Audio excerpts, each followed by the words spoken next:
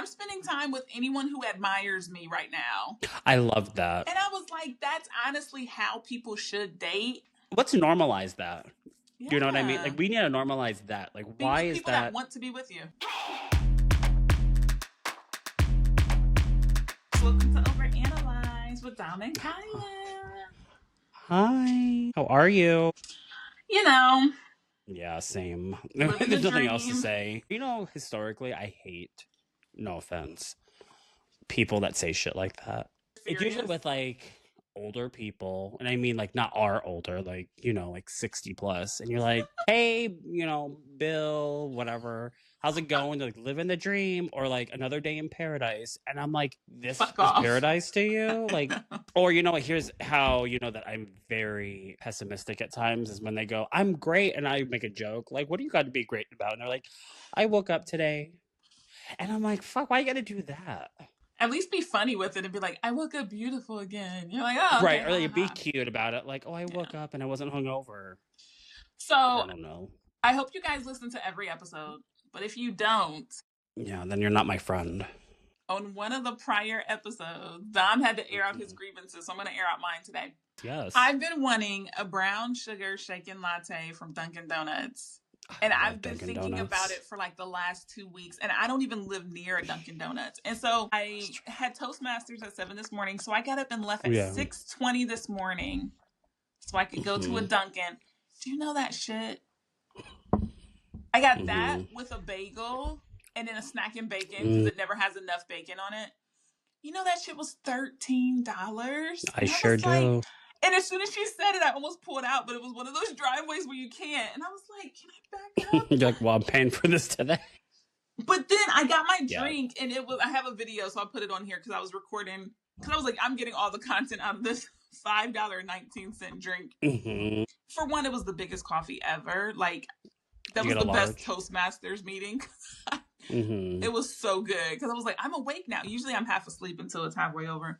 I think if you order a sandwich or anything and you take stuff off, they should reduce the price. Like if I get a bacon, egg, and cheese with only bacon in the bread, like don't charge me for the egg and the cheese. Like that's rude. What I can tell you is a former barista. How do I want to say this? Barista at a national chain of a very popular, somewhat controversial coffee company. That ain't gonna ever happen. What I love about Dunkin' is they love a theme and they drop things way more frequently than like a Starbucks. So they had a whole banana theme one for a while and got a banana cream iced coffee. And they had something similar with like a banana cream, I think Dunkin' Latte. That was so good. I've had their nutty marshmallow cloud Dunkin' Latte recently. That was amazing. Like they just like, when you said the total, I know exactly what you mean. Which is why I just get a large iced coffee because it's much cheaper. So that's very much like an East Coast, New England thing. Like Dunkin' is the jam.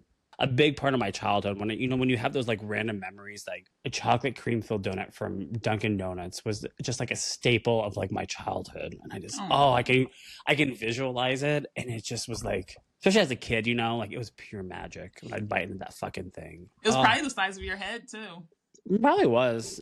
When I was a kid, my mom was always like a substitute teacher, and my dad had multiple jobs, but one of them he worked overnight at McDonald's, and he would come home with bags of McDonald's breakfast. Real? Oh, I'm talking like 12 egg McMuffins and this and that. And then even when he stopped working there, he bought one of the egg molds so that he could like perfectly make his egg like the egg McMuffin sandwich. I know. Yeah. I know. Oh my God, that would be my dream. And back in the day, like in the 90s, McDonald's was so fucking good.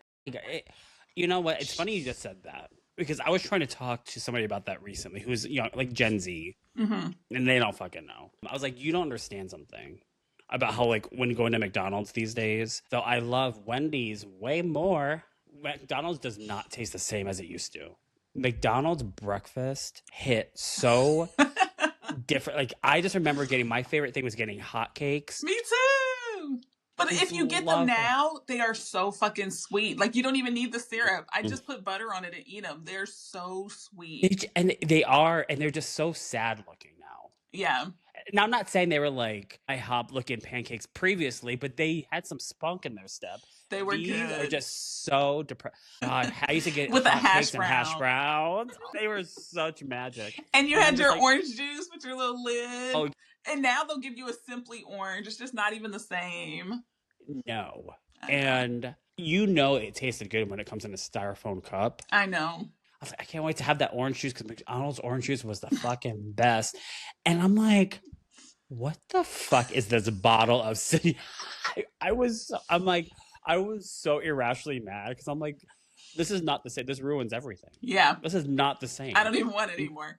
I didn't. I was like, fuck this. McGriddle's been out for at least a long time at this point, right? At least 18 years. It's been out for a long. Everybody's parents were putting either bacon pieces or little pieces of syrup in the waffle anyway, or in the pancake. Mm-hmm. It's just that they mass made it and we lost our minds. McGriddles were officially introduced by McDonald's in June 2003. The concept was originally developed in 1999 by McDonald's executive chef, but the product launched nationally a few years later. Now, I remember... 23 years. That's crazy. Okay, so speaking of food and restaurants... yeah, the Real Housewives of Atlanta.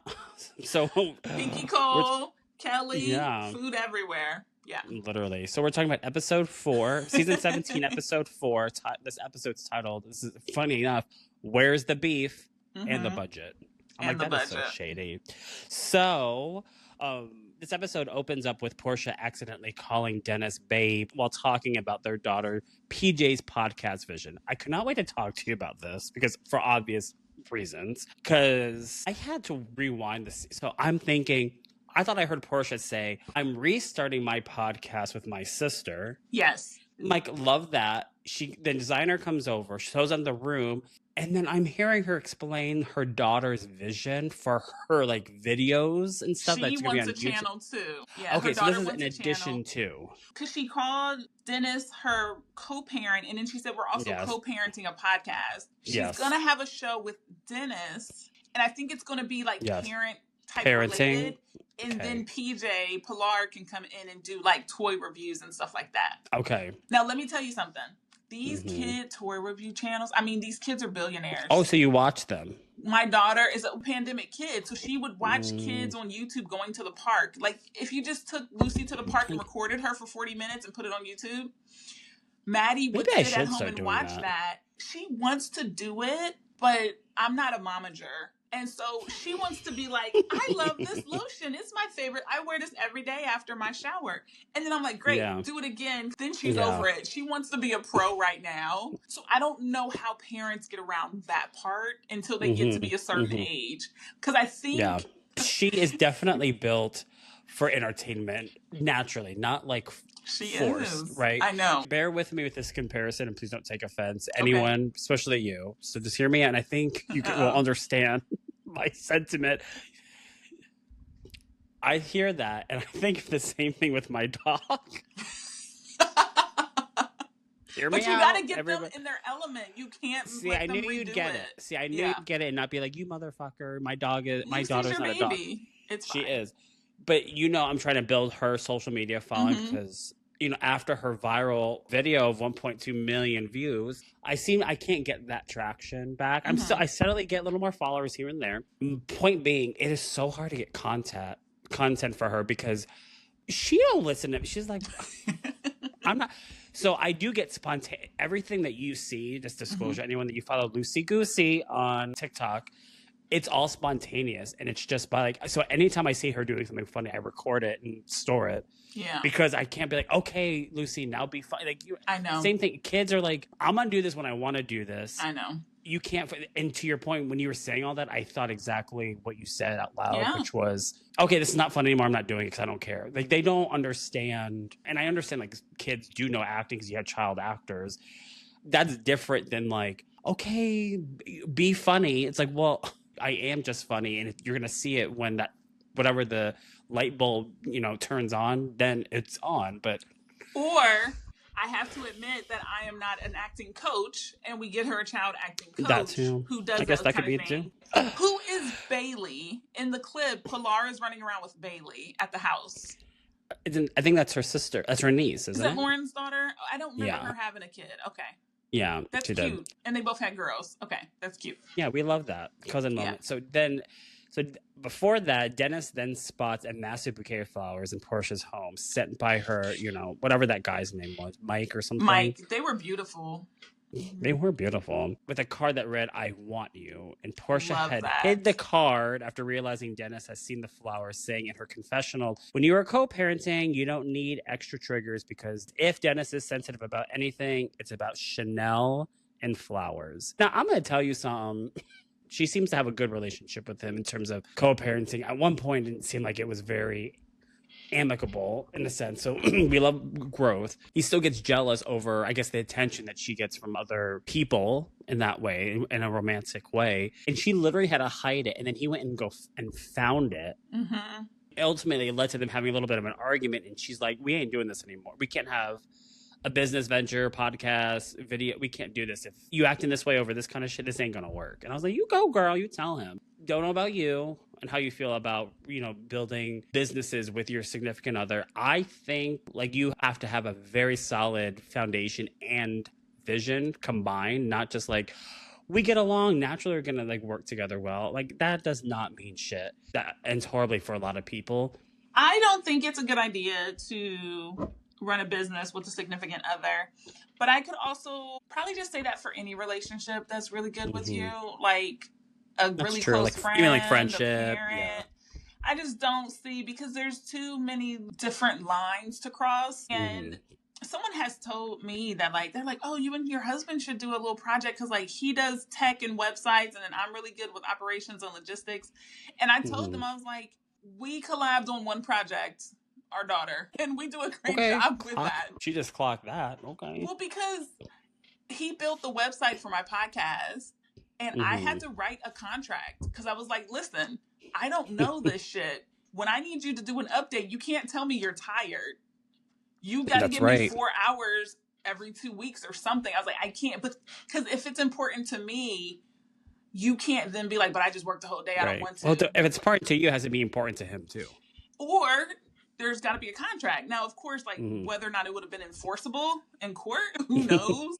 But I would literally be like, sir, where your services are needed, you built this. And eventually I had to teach myself how to do it because I needed enough updates. I was like, fuck it, I got to learn how to do it. So, because he's my spouse, I can choose to not resent him for that forever. Even though it sounded like I still do. But I was going to say, I'm going to let her speak on it. But, that can be hard. That can be very, very hard. Well, think about a vendor, right? What would you have done? You'd fire them, right? Or, I know. Whatever, you take an action that you needed to. Yeah. It's just because you, fuck someone doesn't mean it makes any different. You know what I mean? I think naturally what you would think would be this result, it's going to be easier because they are my man. So I'm like, it should be easier. Hey, get off the couch. Can you go fix this for me really fast? I would argue to you actually just used the perfect example. Well, I'm tired. I don't want to, because those are the norm of the conversations in the household, right? It's like, I'll do the dishes later because I'm tired. I'm going to do that and put my feet up. I'll take the trash out later tonight. I'll fix your website later. It's like, no, this is not chores. It matters to my business. This is our business. Yeah. So it's a whole different ball game. So and they're not even together, Porsha and Dennis. They're not together, but that's even more trickier. She enjoys the attention that he gives her. She does say he arrives early, because I don't believe she would have left the card and the flowers, even if she left the flowers out. She does mention that he comes early. She's like, oh, I wasn't expecting you now or something. Yeah, she did. Because, they were engaged, so there's definitely a lot of love there. Yeah. For all we know, I believe Pilar is their only child from either of them. So there is a lot of stuff there, but I just think he's too emotional. I think she can be transactional, and I think that he would be way too emotional. Have any? Not with her, at least. No. Whatever. Good luck, girl. But we did skip a little bit, because we skipped where she got the flowers. We get to see Mike. Whatever. I don't care about him. Well, he's actually more handsome than I thought. I didn't really look at him at the party. Oh, I guess. Ooh. I'm so all about. I love Sway, so. Okay, so Porsha's upset because she said she sold the first house that she bought after she got divorced. Yes. But she mentions that she always thought she would have that house and her mom doesn't have it anymore. Has her mom passed away or she just lives somewhere else? Okay. Yeah, she just lives somewhere else. She's not passed. So she sold that house, but then she tells Mike, and she looks great to be 44, but she's like, I'm 44 years old. I'm not trying to have another kid. Are you still interested? And he's like, I still want 3 kids. I think it was a really good conversation because it's good to get those things out of here, right? You like me, I like you. But if I think you need to have those conversations. If you want 3 kids and I'm not come up a lot sooner than later. I was saying this recently to somebody. We all know, like, having a child costs money. If you are 2 men, 2 women, it's a guaranteed investment because you got to outsource that, right? Yeah. So it's like you need to have, while not sexy, you got to have those conversations up front. Like, you want kids? You don't want kids? Okay, great. We're on the same page. You do. So at least and she is the kind of girl, Porsha, that she knows what she wants and what she doesn't want, and she ain't going to settle at this point in her life for anything that does not vibe with whatever her, ambition is. And I commend that because that's how we all should live, quite honestly. It's like that's not a bad thing if you're not, it doesn't mean you're not compatible. And I actually have a note here because she says, I'm spending time with anyone who admires me right now. I love that. And I was like, that's honestly how people should date. Yes, I agree. Because we go so quick to like, well, I just want to be married, or I just want this, or I just want, and it's like, yeah, but like just start with someone who just lights up and gets giddy when they're around you. Like, can we just start with that? Because you got to be with someone who likes you. The love part can grow, but the like part has to always stay there. Because if let's normalize that. Yeah. You know what I mean? Like, we need to normalize that. Like, why is people that want to be with you? That's a beautiful thing when you think about it. I was saying this recently. I'm like, there was somebody I was pursuing a little bit. We went on one date and it just didn't work out. Because I'm like, bad texter, you don't seem interested. And then when you do, it's so delayed. And like, it wasn't vibing. And I was saying and I was trying to explain this to like some friends who got it but didn't. I was like, I don't want to chase anybody. I want them to chase me. And I think you just explained that well, because you want someone to chase you because you want to be caught. So you're not going to be sitting here like, let me wait 3 days to respond. You're going to be like, oh my God, no games. And then you guys can have the rapid fire rapport because you want that part. But when you're the one that's giving it and they're showing you they don't want that or they don't appreciate that, why waste your time? Right. Yeah. And then you start falling into playing that game, because I kept doing that of like, okay, maybe I'll like wait 2 days and then I'll text him. And I'm like, wait a minute. That is not what I want. Because if you play the game, then they're going to believe that this is what you want and who you are, because it's what you've shown them. Right? And so Shamea, we get to see her talking to her husband about possibly getting another surrogate. So they have 2 daughters, I believe. And the one Shamea carried, and I think that's the one we see playing in the closet. Then she has a younger daughter. And she's telling her husband that she's about to go to Dallas, and he is so uninterested. Oh and my I just God, was like, that was so weird. He somehow already has that reputation, like, like I think from the first episode, right, when he didn't come to the dinner, and it almost seemed as if they all expected that, almost like it was like a dig at her, like, of course your man's not here. I can't remember. It was like Drew said something, right? I'm telling you, that scene, I'm like, is he trying to be funny? And then I'm like, as the scene went on, I'm like, she was not phased. She's like, you want to do that? You want to do that? Should I wear this? You like this dress? You want kids? Like, what's going on with that? And he literally said 1-word answers the whole time. And I'm like, watching, and I'm like, he might be very high effort with other stuff, but I have a feeling he's mostly like a grand gesture guy. Like, your birthday, I'm buying out the restaurant. I'm making the assumption. I don't know if she said this, and if she had, I don't remember. I'm assuming probably it's because he probably doesn't even like the film, so it's probably not even his jam. So he's like, yeah, okay. I like that. It's not even his whole personality. It's just him on TV. At least I don't think. I mean, for all we know, maybe I could see that, but she is just carrying on and going on and on and on. And he's like, "Am I done? Have I put in my time? Can I leave now?" But I thought it was interesting because she mentions that, if they're going to do surrogacy again, she's going to have to do all the IVF shots to get more eggs and stuff. And so I've often asked myself, like, would I have more kids? Because people talk about surrogacy like it's easy. I guess maybe we're just normalizing the conversation, but it's when you find someone else to carry your egg and like carry it through birth. And I know we saw that with Candy Burris on prior seasons, but it's a really big deal because you want to they have contracts on like how much food are you eating? They pay for your medical bills and all of the stuff. And like, I don't know, my husband and I have talked about adopting if we couldn't have a kid. Mm-hmm. We haven't talked about it since. My daughter has said she wants a sibling, but she can have like 4 dogs. That sounds like my dream. I love people that want to have kids on their own. Like, I don't need somebody to do that, and I want kids. I love that just as much as I love someone wanting to have kids with their significant others. I think it's an important conversation to have. You said something about surrogacy but I love we're normalizing that conversation more because we should, because there was a time where that was like frowned upon. There's a lot of stigma. Like, you can't produce a child on your own. You're not meant to have children, which I think is such a disgusting argument. That's just not how life works. Every woman's body is different or can react differently. And to that point, like what I do know about surrogacy, that is also a very tough journey too. IVF is a very tough journey. That's also not guaranteed. We've seen it with Bose, right? Mm-hmm. Beverly Hills, yeah. But I think the more we can tell those stories and the conversation is normalized, and therefore it opens the door to people understanding, I have more options than just naturally conceiving a child. I think the only thing is it's so damn expensive to do all those things, which is the unfortunate part. I wish it was more readily available to the masses rather than the more affluent people that can afford it, because I cannot believe how much it can cost for IVF and surrogacy. It's just like, I get it's a very serious thing, but it's still hard to do because most people can't afford it. And you get some boutique features, right? Shamea's asking her husband, like, don't you want a son? Like, they can specifically choose or fertilize like a male egg. How do you feel about those kind of things? Other countries have been doing that for a long time. So I think it's becoming normalized with regular people talking about it, or maybe on like TV, but it's not really that taboo in a lot of other places.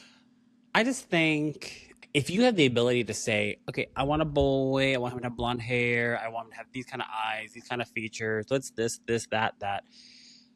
You're clearly of a tax bracket that most people can't relate to. If you even have the ability to dictate those things, or at least try. I don't know what the stats are or how successful that is in terms of customizing your child, but it's just that, like, there's something kind of like gross in my mind. It's just my personal opinion. I don't look down upon people necessarily that want to. It's almost like materializing a human life. The only caveat, I suppose, is what I think is, I guess, a good thing. It's the testing that they can do, like, of certain genetics to see any, like, potentials of health, challenges and things like that. I don't know. The whole thing is, it's definitely different. It's giving sci-fi movie. It is. It's too futuristic in a way that's uncomfortable, at least in my opinion. And what we missed in the conversation might have been, there's a lot of people that keep trying to have a boy or keep trying to have a girl, even if they're doing it, quote unquote, naturally. So maybe that was part of the argument of having a third kid. Just have the kid. What happened to the days when they were like, okay, let's do this position when we have sex? Like, listen, whatever. Okay. Yeah. Then we get into a little Pinky and Kelli.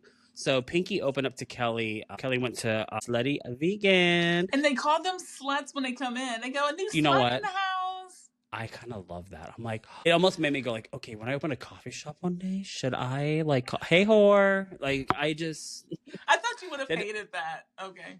Oh my God, no. I love that. Listen, you're going to Slutty Vegan.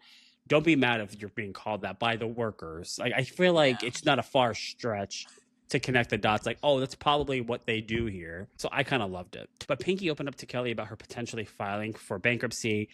Kelli's reply, because she can relate. I mean, she's been having troubles with her own business for a long time now, since she's been on the show last season. And just like Pinky, Kelli says that she became the sole guarantor for a mountain of business-related debt, and with her divorce now behind her, bankruptcy is looking inevitable. I'm not a big Kelli fan, but I did like this conversation of just two grown women having an honest conversation about the state of their businesses and financial situations. And this is, again, talking about vulnerability. These are the conversations that I think are so impactful to viewers, of like, who can relate or who may be on the brink, like Kelli says, like this might be inevitable for me. I do really appreciate these open and honest conversations because it humanizes the human experience of being a business owner, especially on reality TV, right? It's and a restaurateur. And a restaurateur, which I think most people understand, like that's a very tough business. Kelli asked me sometimey because she says in her confessional, she's like, yeah, Abraham Lincoln filed for bankruptcy 3 times. So that's so call weird. Me like, Kelli did he? Lincoln. So I thought that was kind of funny because I'm like, before he was president or after? But did they even have bankruptcy then? That's what I thought at first, but I was like, I digress. They joke at the end and they're like, let's have a bankruptcy party. Like, tell your credit score at the door to get in. I actually love that because... Did you? Okay. The reason I loved it is because if you tell someone you're successful, great, how much money did you make? Even if you can't imagine what it feels like to have $5 million, you can at least think it means something because the number is so big, right? We just talked about somebody on Beverly Hills who dropped a $40,000 purse. And I'm like, I remember making $40,000 in a year. You can just quantify it because to me, that purse, huge. My salary, tiny. You're like, at least it makes sense. And a credit score is the same way. You assume people with a 700 or above credit score, great. You don't think about what filing for bankruptcy does to your credit score, but it doesn't diminish you as a business owner. Totally. It's just the number. So I really, really like that part because there's all kinds of movings and willings and dealings with business. Totally. And I think it is good that people are talking about it and like we're getting to see all the complexities of it, removing the shame and kind of just learning to see like, well, how are you still able to open a restaurant, but you think this could happen and how this or how like, take what you need and leave the rest, basically. But you guys got to share it for us to even be able to take the part that we need. So I hear that. I mean, when she said the whole bankruptcy party, whatever, I'm like, this is nothing to celebrate. As much as I appreciate you, maybe have like a forum of women entrepreneurs that are like, listen, you're having a tough time in business. Let's all get together and talk about it. You know, and maybe she's just being like sarcastic. Well, people have divorce parties. So that's how I thought about it. Well, here's the thing. If you dated a shitty guy that was horrible to you, I can understand that. But some people get divorced that it's just, you know what, we're just not meant to be. And, you know, it's really sad. Kyle Richards, another Beverly Hills example. Like, I don't see her having a party because it's not like a woo. It's like, this was a journey. You know, it's like, I'm not going to get the flu and celebrate. I had the flu. I know it's going to be gone at some point. Let's celebrate. You know what I mean? Like, that's how I see it. I'm like, filing for bankruptcy, while I appreciate, I love the transparency and the vulnerability because it only helps people. It's a tool to help you when needed. I don't want people to think it's, hey, well, you know, if I get into financial distress, well, I can just file for bankruptcy. It's like, well, hold on. No, that's the goal is not to go do that. You want to do everything possible to avoid these types of situations. These tools, just like most things, we have lots of programs and systems that are set in place for people to take advantage of when needed. I'm going to make the assumption that she's just being, you know, coy and funny. But at the same time, I was just like, that's nothing to like, you don't celebrate it. It's just, you go, be open and honest about it. Like, okay, I have to do this because this is my position and this is the only feasible option. I know that we are very, very, very private as a society about like credit scores and like our finances in general. And I think there's reason for some, like there are boundaries we should have. Maybe there are certain settings where we can have groups of people like, okay, so this is my credit score. This is what I'm struggling with and not feeling shame about it. Cause I think that could help people. You can find people within maybe a community or a circle of people that can help you. Like, okay, you know, I was in that similar position. Here's what I did, or I can give you these resources or contacts or whatever. I think we should normalize those things a little more. Yeah. I don't know if people seem to hold their credit scores like their social security number, and I'm like, there was a few bombs that get dropped at their hangout because Pinky mentions that Phaedra is running around Atlanta telling people that she eats meat. And then we see the clip of Kelli being the one that shares it. Thank you.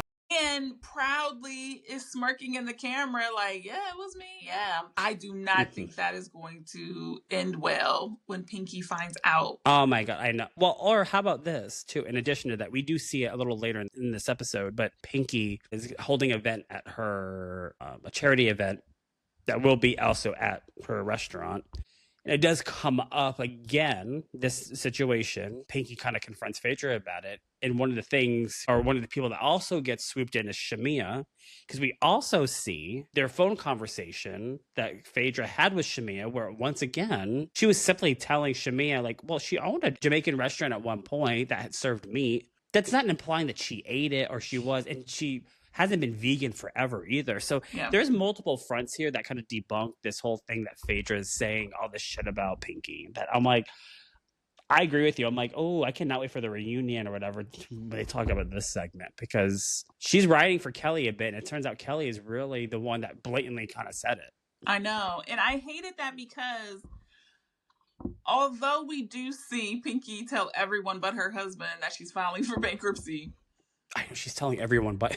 Typically, that is a really vulnerable conversation. Yeah. And when she shares it with Kelli, it's just the two of them there and the cameras. That was such an intimate setting and conversation. That would have been the time to say, I've told people that, but I was joking, right? These are the times when you clear it up. Well, that would be the adult thing to do. Yeah. Not very housewifey, though, right? Because she probably knew, like, oh, fuck, I not very housewifey, but... if Pinky was anyone else and was not telling all these other people, that would have really, really burned any kind of a friendship you were trying to get. Now, because Pinky's telling everyone, I don't know how she really feels about it, because she kind of feels like it's a big deal, but then also you just met everyone here and you're freely telling them, like, maybe it's like a defense mechanism for her to get out in front of it first and be like, I know you saw this. I mean, it's one of those tough things because you can understand from a certain standpoint, right, of like, the lawyer makes sense. I take that one out of it, right? Because obviously you got to talk to like your lawyer and the logistics of like what this could look like. And then there's telling your friends, and that's like a normal thing, right? When you have this like, girl, I'm in some mess. I'm thinking about doing this. So that's the hard part about like housewives. It's, well, you have those moments, but they happen to be on camera. And the audience hates when during season filming, when you have these like off-camera conversations, because what's hard about that is, and we're already seeing a little bit of that here and there, it's people referencing things that were not filmed during season. And it's hard to like counteract that because like, well, no one saw it. No one was around. But the same, and the devil's advocate would say like, but that's just two friends talking, that is life. So that's what the hard part is. I just think I wish she told her husband a little sooner, because it doesn't look great on national TV when you're literally jumping from this person, that person, this person, that person. And the very last person that we do end up finally seeing is her, she's like going on a walk or whatever with her husband. She tells him. And I'm like, and I just kept thinking like, he's going to see this and be kind of like, girl, you told everyone but me. Like, that doesn't feel really good. I mean, but I know I wouldn't feel that way. Yeah. But Kelly's the one. She's like, you got this $110 million man right here and you're not telling him what's going on. And I was like, shit. Okay, cheesesteaks. I was like, wait a minute. I know. But that's all the more reason why I wouldn't tell him. That wouldn't help me. I can also see how that would make it harder. But also, I was like, everyone seems to know everyone's money. They know. Yeah. Okay, so continuing on with this allegation, we move into Porsha, Angela, and Phaedra. Spin class. Doing a little workout. Yes. Which I love. And I thought it was kind of funny because I'm like, they all look so cute and they have their hair done. I'm like...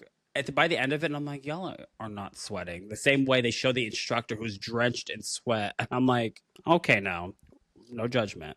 And the hour class, I was like, damn. No, I'm like, those are tough class, those spin classes. But word had spread via Shamea, as I mentioned before, that Phaedra was allegedly going around telling people Pinky secretly eats meat. Of course, Phaedra denied it and was not thrilled, especially since Pinky had just asked her to donate the $4,000 worth of baby formula for the Community Give Back Day. So that is the referencing what I mentioned a little bit ago about Pinky is organizing a fundraiser. And I'm not going to lie, before we get to the meat of this, I kind of loved the idea of like, she gave everyone a task. Yeah. Of like, instead of going, okay, I'm having a fundraiser for this, organization bring what makes sense. She's like, no, you're going to bring backpacks. You're going to bring this supplies. You're going to do that. I kind of did love that. However, I was like, damn, vegan baby formula is expensive. Yeah. Nothing? And even Porsha, she was like, she asked me to bring the book bags, but then fill them with crayons and rulers. I know. I thought that was kind of funny because they all had like a singular item, and Porsha got like. But yeah, but Phaedra's response was to pivot to Pinky's financial headline. Me talking about you being the Hamburglar is the least of your issues. So I love Phaedra so much. She is pure gold because she can not only read you, but her one-liners. She's like, I can listen to her. I'm like, you should just go like on a world tour and just talk because you are so hilarious and you're so fucking witty. So Phaedra is not pleased with the rumors. And like I said, what we learn now is not just Kelli, but Shamea is kind of in on this too. And as we see in that phone call, like I said previously, I'm sure there's a level of like insinuation that one could try to assume. But Phaedra does not say anything about like, oh, she ate meat. She was like, no, she had a Jamaican place and it served meat. And I think and she has not been vegan forever. So I think you can connect the dots that at one point she ate meat. She came out of the womb that way, and that's like whatever, that's fine. There's nothing wrong with that. It's not. And even when she has the date night with her husband in episode 3, he orders shrimp and stuff, and she's not like, he has a cheesesteak, Joy. So it's not like what? Yeah. Come on. I did like that. I enjoyed seeing them all together. I did like this little group, because Angela has her little confessional where she was like, I can hang out with her. I haven't forgotten anything. I know, and she looks in the camera. I'm like, fine. She is so. I love me some Angela. I really like Angela. She started growing me, but we do get a scene of her, and it took me too long to connect Fan and Angela with Fanji, because I was like, what the Fanji? Yeah, that comes later. Yeah, I think it's cute though, but yeah, no, we get there. For sure, her little fans, because that was what she was known for last season. Was like that she always had like a fan on her. So you hinted about it when I asked you. Is it like I'm going through menopause and I need a fan? I think. Well, Atlanta is hot. I'm trying to remember because I haven't heard that come up at all this season, which I don't think it had to do with any like pre-menopause. Maybe like as a joke, but I don't. Don't hold me to this. Audience fans of the show, I don't have a memory of that being part of it. I just think it just was like her thing of like she was hot and she always had a fan on her. And it kind of been known for something that she always seemed to have one, which is why later in the episode we do end up seeing her do a business venture. It's become a thing with her on the show already, so why not capitalize on it forever, however long you can get it. I think this makes sense because it is a thing for her. This is not just like, oh, I picked this up at the store and I really like it. Maybe I should do it. So this is an example of like, this one makes sense, right? I don't think she's going to start a fan empire, but I think release it, sell as many as you can, get your bag, and then we don't need to talk about it anymore. So I did have to look it up because I'm like, what's with the fan? She's from Chicago. Yes. So it probably is a completely different, temperature and all of that there. Okay, people were talking about the fans, and then she says, let's put them out. And I love when Charles shows up at the meeting, and she's like, I know how to get some money. She's like, ask for the money and then just do some bedrooms. Listen. But you know what, though? She asked for $50,000, and he was like, okay. He didn't even think about it too long. So I was like, you know what? We enjoy a supportive spouse. He's still a little low effort for me, but he supports the businesses, and I'll take that. She kind of hinted this, I think it was in the first episode, a clap back to last season. So he kind of garnered that kind of reputation on the show last season of like, he seems like not into her, was basically a theme with them that they had to talk about the reunion. They talked about the reunion when he came out. Like, do you like her? Because I'm paraphrasing. But it's basically like, are you into her? Because you don't seem to really give a fuck. Like she would want him to hug her, and he was like hesitant and not very lovey-dovey and all that kind of stuff. He redeemed himself. He's like, no, I love my woman, this kind of stuff. So I think that is just genuinely his personality. Okay. Of this. It's not anything to do with like he doesn't give a fuck. And I just think this is how he naturally is. I can see that. Good for them. Having a husband that has the means to possibly help you in whatever way you need it. And it's interesting that you have two different perspectives, right? I don't think Pinky wants her husband's money to help her. Right. Versus you have a whole another situation of like Angela's trying to start up a business and it's like, well, hold on, let me ask my famous athlete husband here. He's got some coins. Maybe he can help fund a little bit of this. It's a very interesting dichotomy of two opposite situations, but two rich men that have the money. And they've been married for different amounts of time. Totally. So that's a big part of it too. Plus, I've seen her doing real estate and then now this business and stuff. Because he is probably prematurely gray, she gives trophy wife, and you would think that, yeah, he does just give her money, right? He's the sugar daddy. So even that part is different levels, right? Pinky and her guy, I would have said that they were on the same level walking into this. Like and you equals. Come to find out that this cheesecake thing is actually huge. So the dynamics all around are very, very different. But very different. Yeah, thankfully, we get to a point where Pinky does tell her husband about what's going on. And it's really touching. He does a really good job. And he did it in episode 3 as well. He almost ignores the cameras exclusively. And he is like so present with her. I was like, they are really just having a conversation and we just happen to see it. I think he's a really good like match to her energy. Like I like seeing them on screen because I'm sure later they'll have a conversation of, no, but really, why didn't you tell me? And when did you meet? And where did you tell me you were going when you were really going there? But, you know, he's like, I'll give you $5 million. Just like that. And whereas she's like, no, I was trying to do it on my own. And she's probably thinking about how she can explain and like, I can pay it off in this. And he's like, I'm with you. If it was $5 or $5 million, here you go. And I'm just like, damn. Okay. All right. That's how the episode ends. But before that, we do have Pinky's community event. Yes. Because I want to circle back on it because I have thoughts on that conversation. So at the community give back event, Pinky confronted Phaedra directly about the meat eating rumors. And then the producers did roll back footage, as I mentioned. So I remember saying at the top of the episode with this, I said there's going to come a point where we're going to see some flashbacks, and we did, of what Phaedra had actually said, which was that Pinky used to own a Jamaican restaurant that wasn't vegan before she went plant-based. And Shamea had badly grappled the story. So all the women are there. Pinky confronts her. And then Shamea tries to get a little naughty with Phaedra. And then what I thought was funny was Pinky tries to step in. She's like, no, we're not doing this at my event. This is a community event. We'll handle this in Dallas. And then Cynthia's like, well, hold on. No, we ain't, because that is my event. And we ain't doing that. I thought, for some reason, I thought that was hilarious. Finally, Pinky confronts Phaedra, which is funny because it didn't seem like Pinky was buying it, which I thought was weird. Because I'm just like, why? You don't know. I think that's her demeanor, to kind of just laugh it off and just kind of watch. Yeah. But I think we learn at some point, I can't remember if they said it in this episode or I heard this somewhere else, but Phaedra says at some point, I think she said it when she was with Porsha before they went to the event. She said she knew Pinky for like 15 years or something. Yeah. She's like known her. I don't know how close, but like they're not like strangers. And I'm like, why is Pinky a little hard on Phaedra when she's saying like, I never said that? But remember... And we saw it in the flashback at the spin class. Phaedra says that she knew Charles. And then they show us the flashback of the reunion. And he's like, we've been in the same room.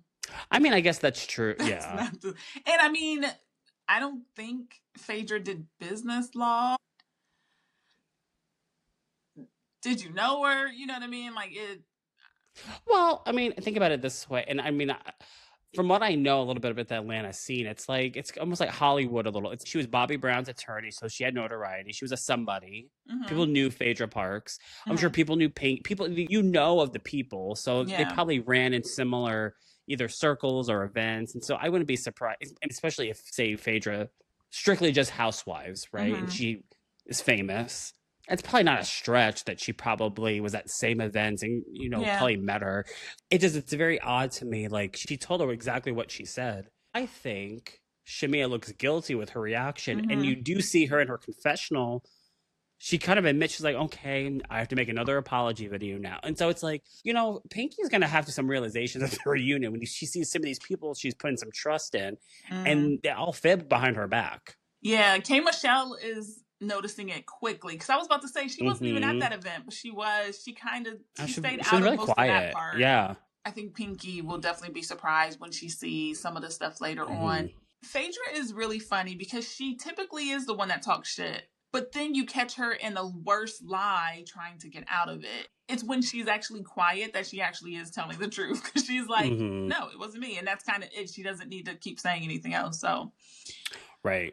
Yeah, I thought that was interesting. I thought it was funny that Porsha and Phaedra met up before to eat meat because they were going to a vegan. I know, but that was, I'm not going to lie to you.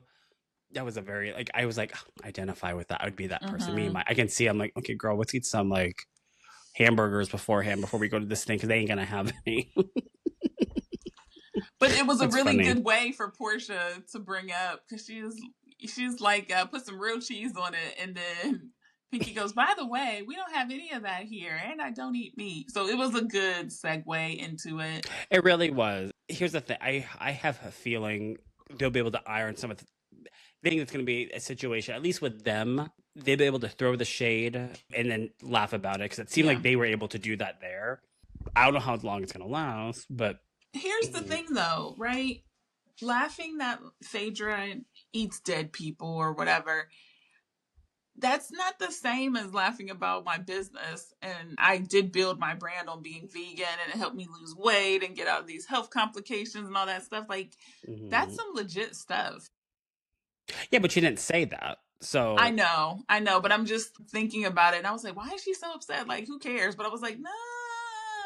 I hear both sides, right? I do hear that and receive it because I'm talking from somebody that, as it stands, like I don't have a business that is fully me.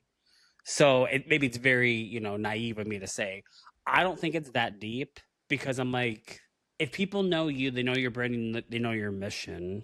It's not going to matter that if you did eat meat or not, but that's my very naive, understanding. And I know that vegan people are very fiercely vegan. So I do know that. So maybe to some extent, I don't think it's that deep where it can ruin her whole brand and people are like she's gonna lose followers or patrons of. I don't think it's that deep. I think it's okay to be like, listen, defend your brand as we all would. Like, girl, I don't do that, that I can, and be careful with them words because keep it light. I think again, it's one of those situations like chill out a little bit. It ain't that deep. Because you can say the same thing in reverse, but you're telling, while it sounds funny and ridiculous, like she eats dead people. Well, what if she still owns funeral homes? You know what I mean? No, so it's like, true. It's true. I don't think it's that deep, and I hope it doesn't last longer than it needs to. Yeah. God willing. But again, maybe that's being me a little naive, because if I have a coffee brand and someone tells me, well, he only drinks tea, even then I'm like, I'd probably roll my eyes like, okay. I say the same thing of influencers on the internet that constantly respond to their hate comments. And I'm like, of course we don't support bullying, but you're giving exactly what they were doing. That is the intention of let's talk about this comment. Someone called me fat.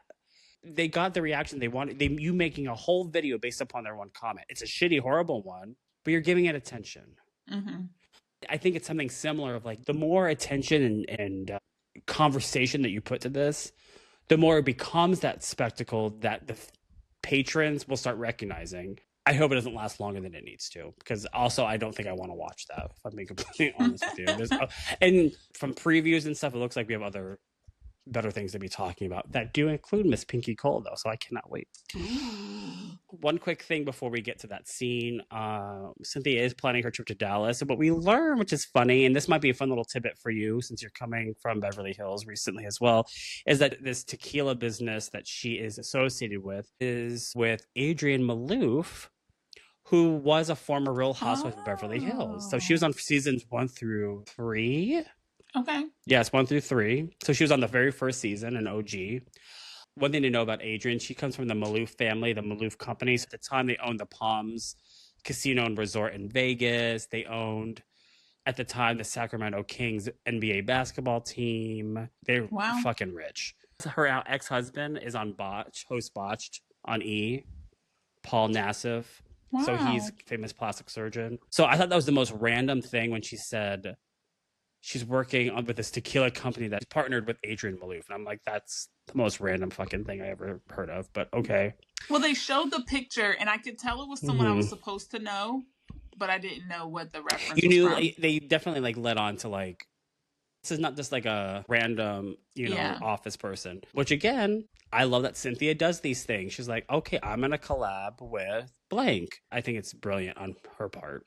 Because when I saw it, I was like, oh, she could probably help Shamea with her alcohol, her liquor deal. Because, I mean, doesn't Cynthia have like a winery and she had something else too? She had a wine. I don't know what happened to that. Well, Cynthia has had a few businesses. She had the modeling agency. She had the wine cellar.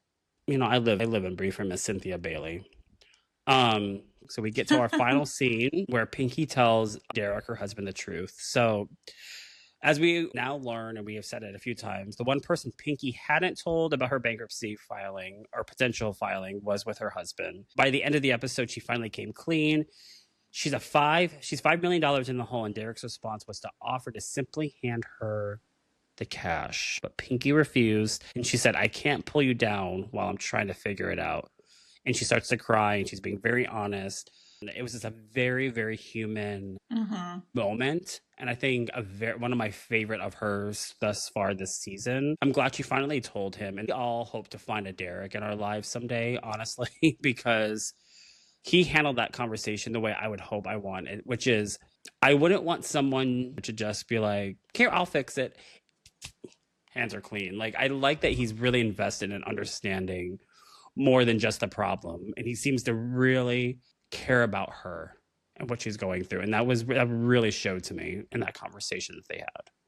Yeah, I really like that part. He did ask enough questions to say, like, how and why. And he even goes as far to say, like, have you been dealing with this by yourself? And she kind of just nods. And then they show clips of her telling everybody. I felt that too. But you know what's interesting? And I didn't catch it when I watched it, but I'm thinking about it now. She didn't tell anyone, Kelli aside, that could have fixed it. She was kind of just venting. Yeah, she was pretty much just venting. So, but all of that combined with him saying, do you want it? And then she's not shocked. Of course we have it. And I was just like, would you have taken the money? Real wealth. Would you have taken the money? I would have said thank you, and I would have accepted, and I definitely would have cried. And then later on, I would have shown you that I'm about to work my butt off to either get this back to you, or what terms do you want, or because I'm the type of person that I don't loan money if you need, and I'm talking like $300 to pay a car note. Take it. Don't ever mention it to me again. I'm never going to mention it to you again, or I don't have it. And so therefore I have to tell you that part. So for him to offer, for her to know he has it, for even her to have gotten out, maybe she has been practicing how she was going to deliver the message with all these other people. And then finally she gets to tell him. The timing was well. The space was well. It was just them chatting. And, you know, they'll have more conversations where he says, we're not competitors. It's not me versus you. We're both in this. You know, I'll tell you when I feel like I'm giving too much, right? But it was a really great start of whatever now their relationship is going to be as they build and grow. Because you see her at the house with him. They have 3 kids together. He has kids before. He's running a business. What if you're someone who doesn't want to date someone that's already got kids? I don't want baby mama. But you're also the $110 million man. And then he's also an empathetic and nice guy. You're like, where did this unicorn come from? And I think especially with us coming off of Beverly Hills, where it is more of the like lofty wealth. Not to say $110 million is attainable. Not to say that. It felt a lot different. I liked it though. Just give a quick rundown about him, Derek, because this is actually fascinating. So a little bit about his story, about his business. So Derek watched his father die and was given a final request. His father told him, I don't want you to work like I did my whole life and have nothing to show for it. His father then passed away from lung cancer in 2009, and Derek named the entire business after him. The chain signature sandwich is the Dave's Way, and it's a direct tribute to his memory. And Derek has said his goal was simply to make my father famous. Big Dave started as Dave's Philly Water Ice, selling Italian ice in gas stations. It's not my words. It says he failed to gain traction with frozen treats and switched to cheesesteaks. That business continued to struggle until everything changed. And this is interesting. When the rapper Eve, she's also from Philadelphia like he is originally, stopped by a gas station location while filming in Atlanta looking for a real cheesesteak. Derek was on the grill, and the next day he had a line out the door. I love Eve too. I know. That made me so happy. He opened his flagship location in downtown Atlanta and then obviously had to temporarily close, which then he pivoted a bit and he started feeding the community and at one point distributing 1,000 meals in a single day and feeding nearly every hospital in and around Atlanta for 40 days straight. And those actions were covered by the New York Times, Wall Street Journal, and the Daily Mail. Wow. And that's also when Pinky Cole reached out, and the rest is history. Wink, wink. So currently, Big Dave's Cheesesteak currently operates in 13 locations and a food truck across the Southeast. Locations include downtown Atlanta. He's also in Mercedes-Benz Stadium in Atlanta. And he has a growing partnership with the NBA's Orlando Magic. And the brand recently soft opened its first Tennessee location and its 34th nationwide and is currently expanding into Tampa. I am in awe. I am even more of a fan than I thought I was previous. So he's not only a good husband, he's literally a good human being. Wow. He just wanted to make his dad proud. That's what you were talking about earlier. Snaps, you gotta have some David. Passion behind it. And you can see it even in these very micro moments when his business is mentioned on the show, that there seems to be like you get the feeling of something more, right, like, or in a connection and not just like an object or a thing. Yeah. You know, you often hear about people who think, I love food, let's open a restaurant. And they realize, oh my God, this is such hard work. I can't remember the stat is, but it's pretty high of like restaurants that fail. Because the turnover on just the food alone. Yeah. Insane. Staff, running. I mean, it's just like, you don't just open the doors and like, okay, have at it. It's like, you have to be in your business all the time. If you're not passionate about it, if you don't care about it, if you don't have an emotional connection to it, in my eyes, I don't know how you effectively run a successful business. I'm like, I want to go down to Georgia or Tennessee, I guess. Now they open there. I'm like, I want to get a cheesesteak from him. Yeah. From his restaurant. Ooh, a chicken cheesesteak. And I'm like, that sounds so good. I'm like, but hearing those stories, I feel like to a consumer, you hear that and you go, that's a place that I want to go because you respect the owner. Yeah. You respect the owner, but you know that owner respects the product. Not just like, let's make something and distribute it. Like he cares about the consumer experience, having a quality product, because that's more so than just like food. It's, again, him feeding hospitals during the pandemic. You didn't have to do that. Instead of going, well, I now have to close my business for a while. Who knows? I guess I'll just sit on my ass and do nothing. You pivot and you do something that's within the realm of food, which is what his expertise sounds like it is. I just love that. It makes me an instant fan. And if he can run that kind of a business and have that kind of ambition, I have to, and she clearly has that ambition too. That's quite evident. I have to imagine even if you don't take like your man's money, what can they leverage from your spouse? Because you don't get into Mercedes-Benz Stadium just as a favor. It's not by a coincidence that, yeah, like, oh, I just signed my lease and like, here we go. Like, I'm sure that's more hoops you have to jump through than that. And I even love that the business isn't in his name. It's in the name of his dad. That's love that. To make his dad famous. When Beyonce comes out with this third album, we got to go see it in Atlanta and have some Big Dave steaks. That's actually a really good idea. You've been to Atlanta, right? I know, right? I love Atlanta. You know, I was supposed to move there. That's not where I was never supposed to move to Columbus. It was Atlanta. Well, you're the one that always gets the alerts. So let's go to Atlanta. You know, I'll let you know, like Act 3, Atlanta, we can Georgia. swing by. You know, when Porsha shows up at the restaurant and walks in there, something hit me. She was not happy about how they're calling them sluts. Did you notice that? Not at all. But when I saw her, I was like, I think I might fangirl if I saw her in real life.